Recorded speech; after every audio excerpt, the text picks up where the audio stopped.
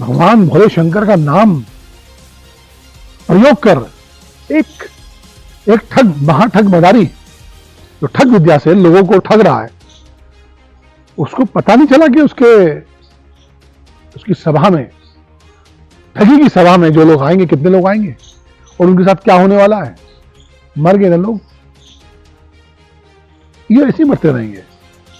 अब देता है शासन प्रशासन एक दूसरे को जो है ब्लेम कि उसकी कमी से हुआ था, या जो सेवादार थे उन्होंने कमी छोड़ी। जांच कमेटी बैठेगी, उच्च स्तरीय जांच होगी, 2 लाख मुआवजा देगा, लेकिन जिसके घर के लोग मरे हैं उनका तो घर के कोई लौट के आने वाला नहीं है ना। ऐसी ही घटनाएं, घटनाक्रम लगातार हो रहे हैं। राम रहीम बाबा, आशाराम बापू, नित्यानंद स्वामी, स्वामी चंद्र स्वामी, बाबा निर्मल बाबा समोसे पानी की टिक्की बेचकर उपाय बताता है। इनका सबका आपराधिक इतिहास, अधिकतर लोग जेल गए, जेल में हैं, आपराधिक षड्यंत्र में, हत्या में, बलात्कार में सजा काट रहे हैं, लेकिन फिर भी ये अपना मुकाम जो है समाज में बरकरार रखे। क्यों? क्योंकि दबे कुचले गरीब लोगों की एक बड़ी जमात इनके पीछे खड़ी है। उन दबे कुचले लोगों को लगता है कि बाबा चमत्कारिक बाबा चमत्कार करके उनकी गरीबी उन्मूलन कर देंगे, किसी का मकान बना देंगे, किसी की शादी करा देंगे, किसी नौकरी दिला देंगे, दूर लोग में भिजवा देंगे, परलोक में भिजवा देंगे, स्वर्ग लोग में भिजवा देंगे। और टिकट देते हैं उसको, पर्चे लिख के देते हैं। क्योंकि बाबा तो तेल बोलते तेल लेके आओ, वो तेल आप अपने शरीर पे लगाओगे तो आपके सब दर्द कष्ट दूर हो जाएंगे। तो ऐसी जमात जब इनके पीछे होगी तो जनता पीछे होगी। और राजनेताओं को क्या चाहिए बहनों भाइयों? राजनेता को चाहिए ऐसे ही पाखंडी लोग, उन्मादी लोग, जो जनता को बरगलाने का काम बखूबी कर सकते हैं, क्योंकि उनके पीछे पूरा वोट बैंक होता है। अब सत्ता के बड़े बड़े नेता, चाहे कोई भी नेता हो, किसी पार्टी का हो, जब जाके उनकी चरण पादुकाओं पर नमन करेंगे, माथा टेकेंगे, बड़े बड़े अधिकारी, बड़े बड़े मंत्री, बड़े बड़े आईपीएस IAS अधिकारी हैं, जाएंगे वहां पर की ड्यूटी पे, तो ये आसानी से ऐसे जो आम आदमी है उनके प्रभाव में आ जाता है। यही होता है हकीकत में। और इसी का फायदा उठाकर ये उनका दैहिक, मानसिक, शारीरिक शोषण करते हैं। लड़कियां इनको चाहिए, पैसा इनको चाहिए, भौतिक ऐशोआराम इनको चाहिए। हमसे कहते हैं सब छोड़ दो, सब छोड़ दो, सब इनको दे दो, कहीं से भी लाओ उनको दे दो। इनके सबके प्रोडक्ट बिकेंगे, आश्रम बनाएंगे, उसकी दवाएं बनाएंगे, हर प्रकार की दवाएं, खान पान की सब चीजें ये लोग बेचते हैं। तो ऐसे बाबाओं के खिलाफ कोई बोलेगा क्यों नहीं? इसलिए नहीं बोलेगा क्योंकि सत्ता उसको शेल्टर कर रही है। सत्ता शेल्टर कर रही है, सत्ता उसको संरक्षण दे रही है कि सत्ता को लगता है कि इनके माध्यम से हमारा वोट बैंक पक्का हो रहा है, हम जीत जाते हैं, जीत ही जाते हैं। अरे एक बाबा, क्या नाम है उसका, धीरेन्द्र शास्त्री, वो तो रावण से टेलीफोन पे सीधी बात करता है? कमाल है भाई, रावण से टेलीफोन पे बात कर रहा है तो पब्लिक ताली बजा रही है। मध्य प्रदेश के पूर्व मुख्यमंत्री, कांग्रेस के बड़े नेता कमलनाथ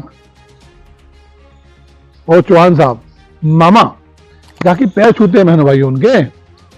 और आशाराम बापू के तो माननीय प्रधानमंत्री भी उनके सेवक रहे हैं।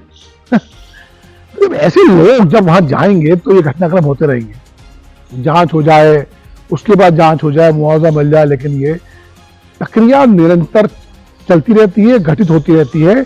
इसी से ही सवाल बनता है कि क्या इन पाखंडियों का, इन बाबाओं का, इन धर्मगुरुओं का राष्ट्र निर्माण में कोई योगदान है क्या बहनों भाइयों? किसी भी धर्म के हो, हिंदू हो, मुस्लिम हो, सिख हो, ईसाई हो, इनका योगदान क्या है?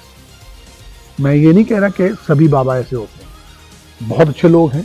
सिखों में ऐसे बहुत सारे लोग हैं जो मानव सेवा कर रहे हैं, जन कल्याण के कार्य चला रहे हैं, वो नजर आता है। ये मठ बनाकर बैठे हैं, मठाधीश हैं, अपने आप को स्वयं भगवान कह रहे हैं, और विशेषकर हिंदू धर्म से कह रहे हैं। तो इनके खिलाफ कार्रवाई होनी चाहिए कि नहीं होनी चाहिए? इनके खिलाफ सवाल बनता है कि नहीं बनता? क्यों नहीं बोलते हम लोग?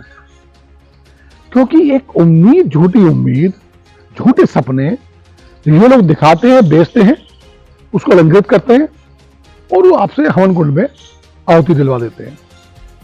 झूठ बोलते हैं बार बार, आपको धर्म के नाम पे पुड़िया देते हैं, टोटके कराते हैं आपसे।